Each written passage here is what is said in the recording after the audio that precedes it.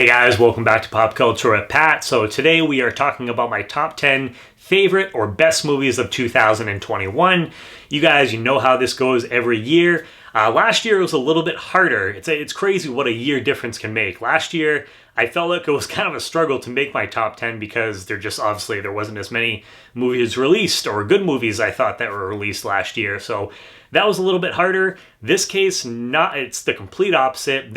I saw quite a few, movies in theaters and very thankful for that. I know a lot of places, especially now, kind of going back to theaters being closed, haven't been able to see some of these movies, and I totally feel for you guys. I hope you get a chance to see some of these films. But yeah, I was able to catch quite a few movies in the theaters this year. And so it was the complete opposite, where this year I felt I had so many movies to pick from that it made the list harder to choose because there was quite a few movies that I did really enjoy. So before we get into my top 10 favorite list as well, I'm going to give you guys some my honorable mentions. And I think once I finish up, because I don't think it would be worth doing a separate video. Once I give you guys my top 10 favorite movies, I'm also going to mention some of my favorite television series of the year, because there was a couple that I really wanted to mention if you guys haven't had a chance to check them out that I think are worth checking out. So that will be at the very end of the video. So without further ado, we're going to go ahead and start talking about this thing. And of course, this is my personal list.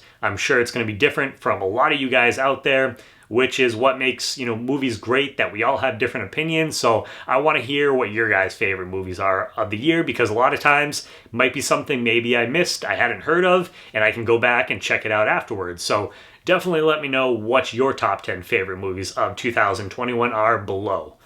Without further ado, guys, let's talk about my honorable mentions. So some of these movies, you guys are going to be like, what? And I was so back and forth with some of these films, whether they're going to be in my top 10 or whether they're going to be an honorable mention. I'm not lying when I tell you guys it was definitely a struggle. So the first movie that I'll mention is West Side Story. I haven't really mentioned it on the channel before, but I am not really a big musical guy. So I didn't check out In the Heights. I was going to watch it, and maybe I will at one point, but I'm just not really a big musical guy, so I don't actively seek those out a lot. And I was kind of torn on this. It's it's Steven Spielberg, but at the same time, I just didn't really have any interest in the property. I've seen the original movie. It's not something that I go back and watch a lot, so I'm like, you know what? But I heard, really good things as far as word of mouth goes, so I was like, okay, you know what? I'm going to go check this thing out. And I am so glad that I did. Just the main performance from Rachel in the movie. She was amazing, one of her breakout roles. So I'm really excited to see what she does moving forward. Obviously, the film is directed beautifully by Steven Spielberg. I mean, that's not really a surprise. But yeah, I really enjoyed this movie overall. It's one of those movies, and there's going to be a couple others in here where wasn't going to see it or had really low expectations and went in and was actually blown away by it. So West Side Story is one of those. We also have Spencer.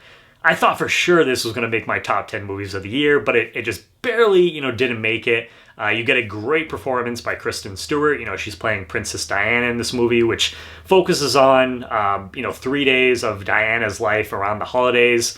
And it just kind of, it's dealing with her life is kind of, falling apart, dealing with, the royal family, just being observed by the paparazzi all the time, and how that's kind of taking a mental toll on her, her mental health and everything. And I have a full review for that, up on my channel as well, if you guys want to hear more of my thoughts on the movie. But again, it was shot on film, such a beautifully shot film. So again, another movie that I really, really enjoyed. We also have, and I kind of cheated with these. I grouped these together. We have the Fear Street trilogy. These came out on Netflix earlier this year, and they came out 3 weeks in a row. 3 weeks in a row on Netflix. And it was such a fun time right in the middle of summer. I believe they called it Summer of Fear. And it was just, I grew up watching Goosebumps, so I had never read the Fear Street series, but I, obviously a big R.L. Stine fan and everything, so I was excited to see what they were going to do with this. And they actually, I was surprised with, the amount of gore and stuff like that they put in these movies. I've got to interview a couple of the cast members on this channel, and it was just such a fun time. So I think I definitely recommend, checking out those three films if you haven't on Netflix. And to round out the honorable mentions, I also saw Belfast, which I wasn't sure if I was going to be able to, because sometimes with these smaller releases, they don't always play around here in New Hampshire. I have to travel sometimes. If they're even close to around here, I was able to check that out. And Kenneth Branagh, great, directed this film, was absolutely gorgeous. A really heart-warming story, even though it does deal with, some kind of heavier, material at times. But overall, just had an absolute, blast. It was just and it was me and it was a couple older women who ended up seeing this movie. And which is kind of sad, because I feel like it's a movie that I wish more people got the chance to see. So that was great. And then the last film is going to be CODA, which again, great performance from the lead actress here. Her family, everyone in the family besides her, they're deaf. So just kind of getting to see their interactions, throughout the film. And she wants to be, she finds out, we find out that she can sing, and so she wants to kind of pursue that, but at the same time, her family, they're like, hey, but we need you here to help with the family business, so there's the struggle between, trying to keep her there or letting her, pursue her dreams of wanting to be a singer, and just kind of the clash between those two things. And again, just a really heartwarming story, overall. That was on Apple TV. So if you guys get a chance to check that out, definitely suggest you guys do. One of the great, just feel-good stories of 2021. All right, guys, so without further ado, those are my honorable mentions. We are now going to get into my top 10 favorite movies of 2021. Like I said, was very, very hard to make this list. Some of those other movies were back and forth there. But without further ado, let's go ahead and start things off with number 10. And at number 10, we have The Night House. This was another one of those movies where I remember seeing the trailer, earlier on in the year. And I don't know if it was just the marketing or whatever, but I remember seeing the trailer, and the trailer just didn't really do it for me. I saw it and was it looked kind of like a generic haunted house, ghost story. And I was like, oh man, I feel like it's going to be one of those movies where it's going to be just a complete waste of time. Don't get me wrong, Rebecca Hall is great, but I didn't really have a lot of interest in seeing it. It came out, or actually right before it came out, I started hearing some really great things about it. So I was like, okay, you know what? I'm going to give this thing a go. And man, I am so glad that I did, because it became one of my favorite horror films of 2021. You get a great performance from Rebecca Hall. I went into this thing, thought it was going to be kind of, generic haunted house story. You have Rebecca, who she's dealing with, her husband suddenly, dies, and you think it's from suicide. And so she kind of starts digging into, trying to find out what happened, and sees that her husband had a past that, maybe she didn't really know about. And I won't go into too much more if you guys haven't seen the movie, but starts uncovering different things. There's a lot of spooky shit going on in the house. And some of the creepy moments I thought were really, really effective. They actually, there was times I was watching and I was edge of my seat. So they did a great job with that. As far as when the movie ended too, they kind of left it open-ended to leave it to interpretation, in my opinion. And I really appreciated that. It wasn't just something this is what happened and that's it. Me and my friend, and after the movie, we were talking about the film for a good half an hour. So anytime a movie can do that, that's a great film, in my opinion, when it leads to those kind of discussions. So if you guys haven't checked that out, definitely recommend you do. At number 9, we have Shiva Baby, so this is a film that I literally just got a chance to check this out within the past week. So it's pretty fresh with me. It was one of those movies, sometimes when we do our most anticipated films of 2000 or, whatever year, I don't necessarily always hear about some of these smaller films. And so when I do those, it's hey guys, there might be some movies that end up on my list that, I haven't heard about yet. This is one of those films. I saw it pop up on some other people's lists, and I was like, hey, you know what? This sounds like something that would be interesting to me. I checked it out, and I believe it's actually the director's directorial debut, which is pretty cool. And basically, this story, so you have this girl, the movie opens up and she has a sugar daddy, and so you see them hook up. Right after that, that whole thing like kind of ends. She goes off to a Shiva, which is I believe I'm getting this correct. I apologize if I'm saying this like wrong, but when someone in the Jewish community dies, basically like a funeral for them, like a celebration of their life. So she goes to that like right afterwards, and she has to deal with just like her like her parents, them just like constantly asking her questions, bugging her about different stuff. And when she gets to the party, she ends up seeing that her sugar daddy is actually there, and different things just start happening in the movie. It sort of reminds me of Uncut Gems, just with that increasing level of anxiety. So if you guys don't like those kind of films and how they make you feel, it might not be one for you. I think this actually does a better job than Uncut Gems. So this character, different things start happening. So like the sugar daddy's there at the Shiva, they run into each other, and then other events start unfolding throughout the film, and just like that tension just increases and increases and increases, and you're just like and it's just like such a not so much like the sugar daddy thing or some of the other subjects like in the movie, but it's such a relatable thing to go to. Sometimes to like family gatherings, they can be a little awkward, where it's like you haven't seen certain people in a while, and they're like, hey, do you have a girlfriend, do you have a boyfriend, how's your job going, just asking all these different questions. And it's just like it can be a little overwhelming. I feel a lot of people can relate to that. So I thought great performance from the main actress. If I remember correctly, it's the director's directorial debut, and so I'm really excited to see what they're gonna do moving forward. It is fairly short; it's only about like 77 minutes, but I thought it was super effective, and that's why it made my number 9 on this list. At number 8, we have A Quiet Place Part 2. So, it was supposed to come out last year, and we were literally about a week before the release when shit hit the fan, the pandemic happened, and we weren't able to see it. So it got pushed back. This was one of the first big blockbusters that I got to see in theaters with a group of friends. And, I was excited for it because A Quiet Place 1 was one of my favorite movies when that came out a few years ago. You're always kind of, a little hesitant with sequels like this because, they did such a great job with the first one. Is this going to be able to live up to, that first part?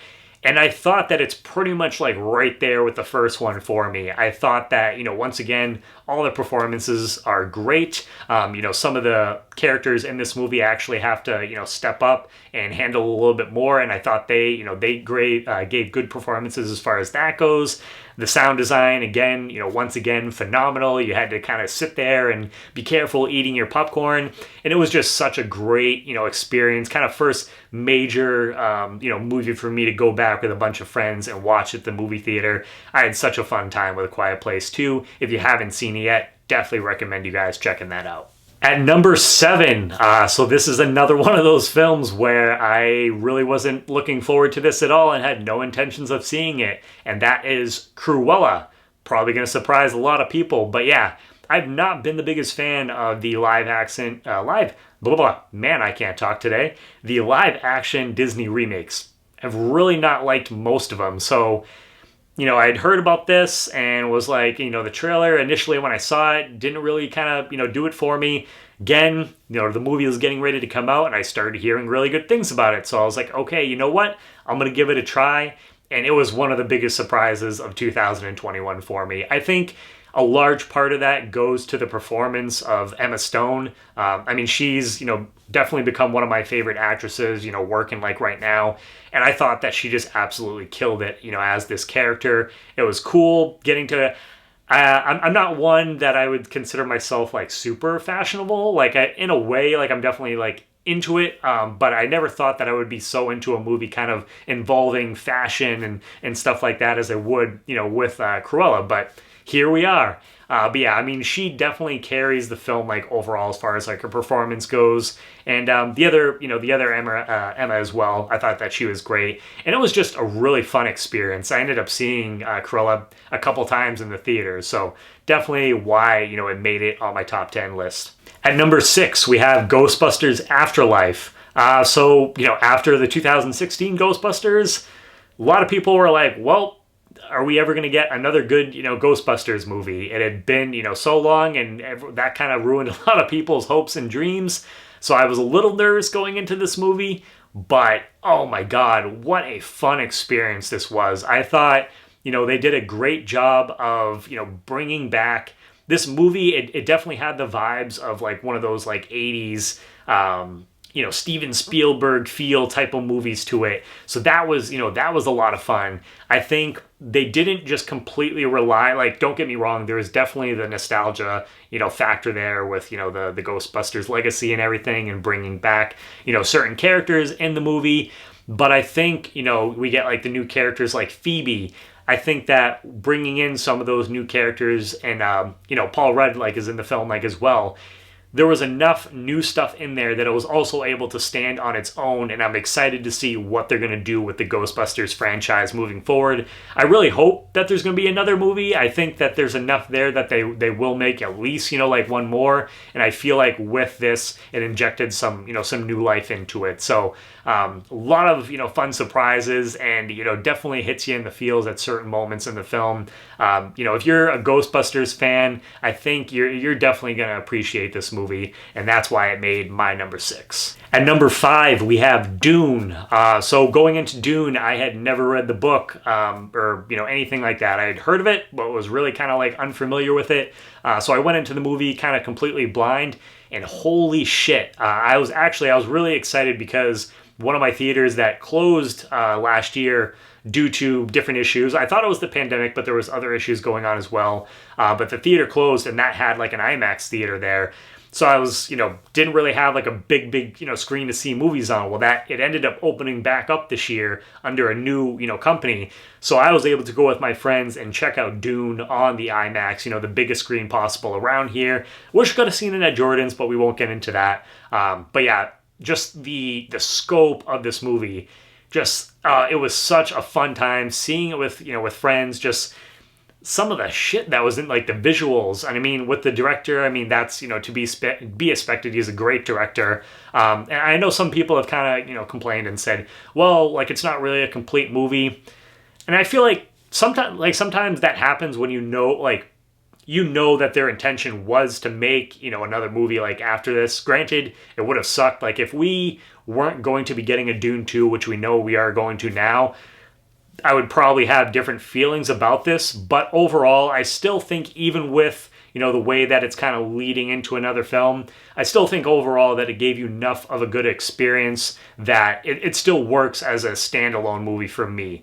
Good performances from, the cast is just absolutely stacked. The special effects, the visuals, like I said, are amazing. So many good things to like about this movie. The world, I'm really interested to learn more about that and its characters. And so Dune 2, whenever, that's going to be coming out, for sure is going to be one of my most anticipated movies of that year. So if you haven't checked out Dune, definitely, give it a try. And I know it's not going to be in theaters anymore, but yeah, I definitely recommend you guys checking out. But see it on the biggest screen possible. At number 4, we have Last Night in Soho. So, you guys knew that this was one of my most anticipated movies of the year. You have Edgar Wright directing, you have Anya Taylor-Joy, Thomasin McKenzie is the cast, so you have a really good cast. And so this was one of my most anticipated movies of the year, and for me, it definitely lived up to the hype. You have Edgar Wright directing, so the visuals, those are on point. There was moments in this movie where, it was quite a trip just with like some of the things going on, which that was, so much fun. I actually got to see this in Dolby Cinema, so I think that added to it for me. The soundtrack is amazing. It plays really well with everything that, that's going on. And then the performances, from Thomasin McKenzie, she's, the lead character in this movie, and she's kind of obsessed with this previous period, and just really craving that nostalgia, which I think is funny because nostalgia has become such a big thing, especially over these past couple of years, and how sometimes people can look at that and think one thing, and then you get to actually see what that period was like, and then you have a whole different impression on that. So this movie has some twists and turns, goes into different horror elements. Anya Taylor-Joy, you guys know she's one of my favorite, if not, she is actually probably my favorite actress working right now. I thought she was great in the role that she, had to work with in this film. Really excited because it comes out in a couple weeks on Blu-ray, and I'm going to be picking that up for sure. So definitely check out Last Night in Soho if you haven't seen that yet. At number 3, we have the Suicide Squad. So what, it's crazy, just what a difference. And I mean, I guess I don't want to totally blame, the previous director, because it wasn't completely his fault. Like, I know he had Warner Brothers kind of messed that up too. But I think that James Gunn was the perfect director for this kind of movie because of what he was able to do with the Guardians of the Galaxy. When it was announced that he was taking on the Suicide Squad, I was like, that's the perfect guy to do it. And yeah, man, this movie blew me away. I saw this film, 3-4 times in theaters. I just absolutely fell in love with these characters. And who would have thought that thinking about, about characters like Polka Dot Man, Ratcatcher 2, that they would be some of my favorite, characters in this movie, but they were. You have Peacemaker, John Cena, just great performances from all of the characters, involved in this film. King Shark, Bloodsport, Harley Quinn. I mean, Harley Quinn we already, we're familiar with, but everybody. It was just filled, it was this group of kind of weird outside characters. And for me, I guess I always resonate with those characters. I like those almost a little bit more than some of the more, popular characters. So I think that's also why I think this works so well for me. The comedy was just, for me, I thought it was hilarious. There was moments where I was laughing pretty hard. But just, I love that, James was able to, you could tell he was able to bring his vision to this movie, and it just completely worked. And what a difference from the first Suicide Squad to this. And I was so disappointed that it didn't do as well as the box office. I feel that's kind of because the HBO Max day one, thing. So I hope we get to see, more with these characters, because I absolutely just fell in love with this movie, and, was going through some stuff at that time that I felt like this movie really helped me kind of, get through that as well. So that's why that made number 3 for me. All right, guys, so we are at number 2.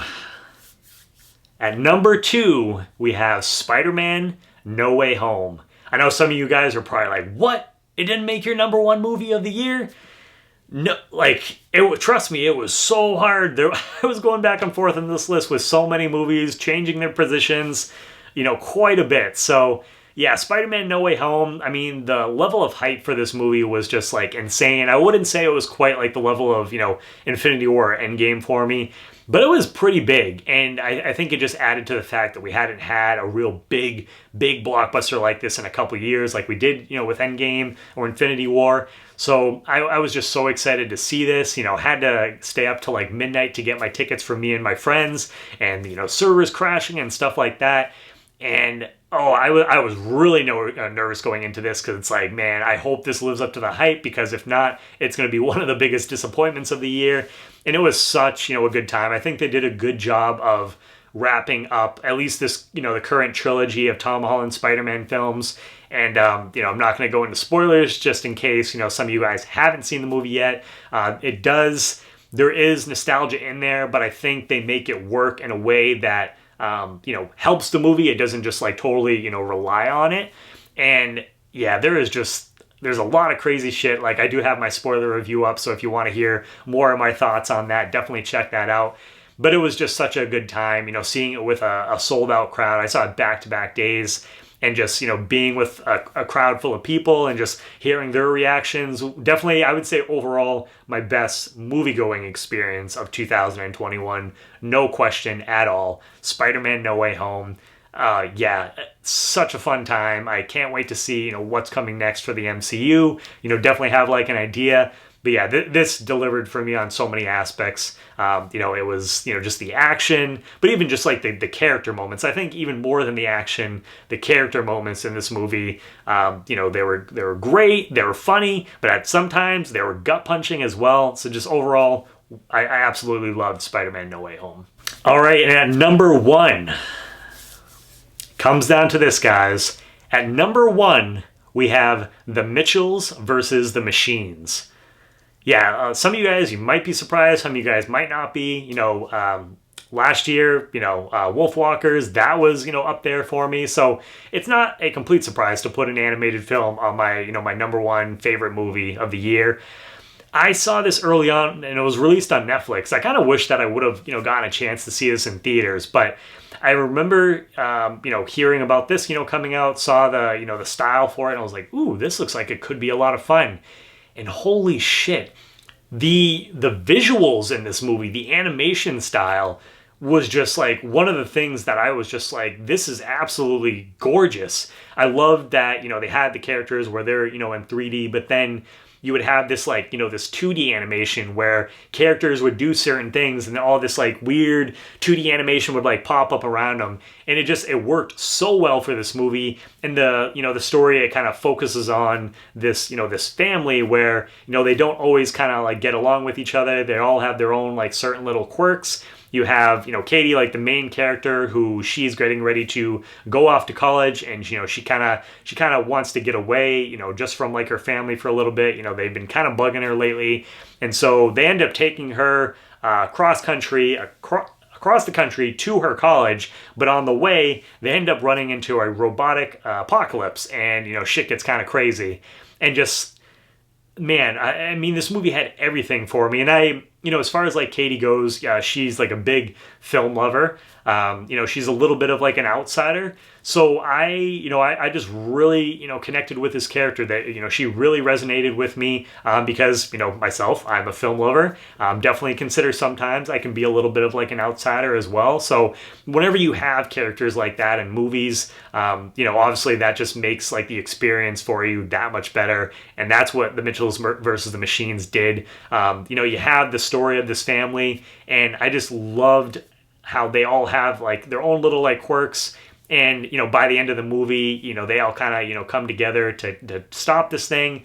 And, it had the comedy. There were some moments in here where I was actually crying, laughing. I was actually laughing pretty hard, during this film. So it had the laughs, had the emotional bits.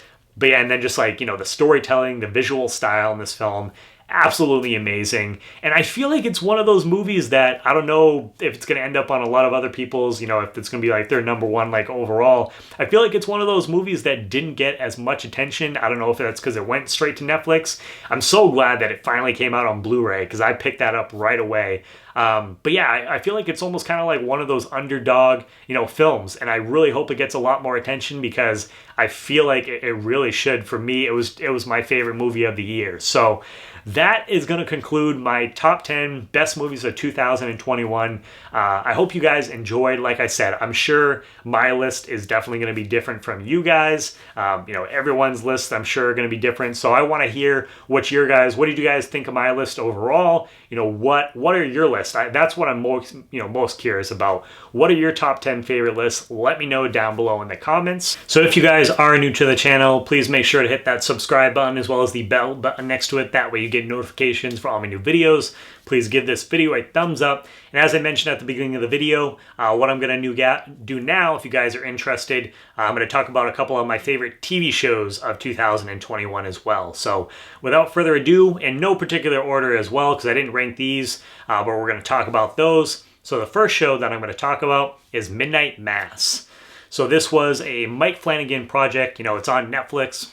He's obviously done The Haunting of Hill House, Haunting of Bly Manor. And I like both of those. Definitely I liked Hill House more than Bly Manor. But I was excited to see, what he was going to bring to the table with this. And there's a couple other projects that are Stephen King based that this reminds me of. One of them I will say is Storm of the Century. I won't say the other one just in case you haven't seen the show because that kind of gives away some spoilers. But yeah, seeing the trailer, it wasn't something that blew me away, but watching this show, man, this might be my favorite project as far as like the, TV like series or short, series, limited series by Mike Flanagan that he's done so far. Just, you see a lot of, returning faces, which happens with a lot of Mike Flanagan's projects. The characters are just amazing. The writing, there's a lot of dialogue in here, but for me, that's something that I really enjoyed and thought was really well done. It wasn't just there for the sake of, of being there. They actually, it meant something.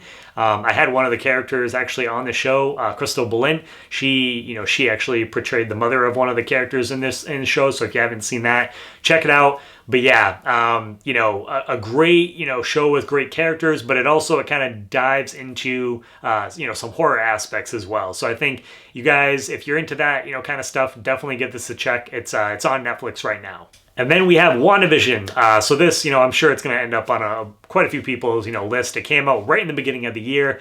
I was really looking forward to it because I am a big Elizabeth Olsen fan. She's definitely one of my other favorite actresses currently working right now. And Scarlet Witch / Wanda, she's my favorite character in the Marvel Cinematic Universe. So I was really excited we were going to get to see a show that was focusing, on her character and, on Vision as well. And by the end of the show, Vision wasn't really one of my favorite characters, but I got more of an appreciation for him.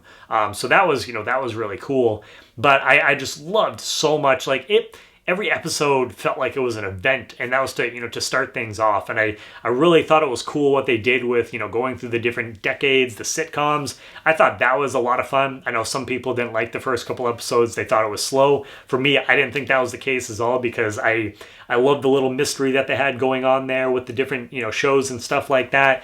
And then by the time, things wrapped up, really, really excited to see, where they're going to go forward in the, the MCU based off some of the things that they set up in this show. So if you guys, for some reason, if you haven't checked it out yet, definitely check out WandaVision streaming on Disney Plus right now. And then we have Arcane. So probably, I'd say between, it'd be right up there with, Mitchells and the Machines for overall just favorite things between television or, movies up there that I watched this year. I was not, so I'd never played, League of Legends. I was familiar, I'd heard of the game, didn't know anything about the characters, anything like that. So I went into this, pretty blind, and oh my God, guys, I was just blown the fuck away by the show. I've watched it a couple times already. It's 9 episodes, it's on Netflix right now. And one of the best things that I can say about this, and if you guys want my full thoughts, definitely check out my review that I got for it on my channel. But one of the best things that I can say about this show is that you don't need to know a damn thing about League of Legends. You can go into the show and still get an amazing experience because they do a good job with the storytelling, introducing these characters so that way you're invested with them and you don't need any prior knowledge going into it. So that's the biggest compliment I can give the show. Great characters that I just absolutely fell in love with. And the animation, oh my God, there is certain sequences in this show that I got chills watching it. I would stop, rewinded it, a couple times, or would go on YouTube to check out the, just the scenes by themselves. Just mind-blowing, some of the stuff that they did on this show. It was next level for me. Yeah, definitely one of my favorite, things that came out in 2021. And then lastly, we have Yellow Jackets, which is actually still going on right now. That's going to be wrapping up later in January. So you guys can actually catch up on the episodes and finish up watching, the first season of the show. Really excited because it got greenlit for a second season. So it's one of those shows that I'm not going to go into it, fall in love with it, and then it gets canceled after one season. So I'm happy with that. But basically, you have these group of girls that they're a soccer team and they're going to nationals. So they get on this plane, to travel, and the plane ends up crashing in the middle of nowhere. It's not like an island. It's just kind of out in the middle of these woods or whatever. They don't really say, where it is, but middle of nowhere. And basically they have to, survive. And they end up, they're stuck on there for, I think it's 19 months. So it's not just a couple weeks. It's a long fucking time. So you can imagine shit definitely goes down here. Right in the first episode, you get a taste of what's to come. They kind of show you, little hints at what's going to happen with these characters. You don't obviously see specific faces, but you see what happens. And I'll give you guys a heads up. If you're not, or if you're, faint of heart, you're not a big fan of gore, you might want to be a little, careful going into this show because it definitely has that. But I just thought, like, you know, all the characters, the storylines that they have going on, it goes back and forth between, so like the girls when they're in, you know, high school and stuff, that's actually takes place during the 90s. So I grew up in the 90s, so a lot of, you know, nostalgia for me with that whole aspect. But then you see at least some of the characters, so you know that they survived the events of what happened. Then you see them in current times, and you kind of see like where they're at with their lives, what's going on, and you find out that there's someone out there that knows what happened, you know, where, you know, with the plane crash and everything, and is threatening to spill their secrets. So they're trying to, you know, stop this person, and that's kind of where the show's at right now. But yeah, I'm having an absolute blast with the show. A lot of, you know, actresses and stuff that I'm not, you know, familiar with, and I think like everyone on the show is giving a good performance. So if you guys, you know, are able to, definitely check that out. That is streaming on Showtime. So yeah, that was just you know, I figured it wouldn't necessarily be worth it to make a completely new video, so I figured I would just throw that in here, give you guys a little extra bonus. But yeah, if you haven't checked those out, you know, definitely check them out. If you guys are going to, let me know. If not, what are some of your other favorite shows of 2021? I'm definitely curious to hear. You know, I'm always open to new things to check out. So let me know down below in the comments. Again, guys, thank you for checking this out. I want to hear, you know, what your lists are. So let me know. If you guys are new to the channel, please hit that subscribe button as well as the bell button next to it. That way you get notifications for all my new videos.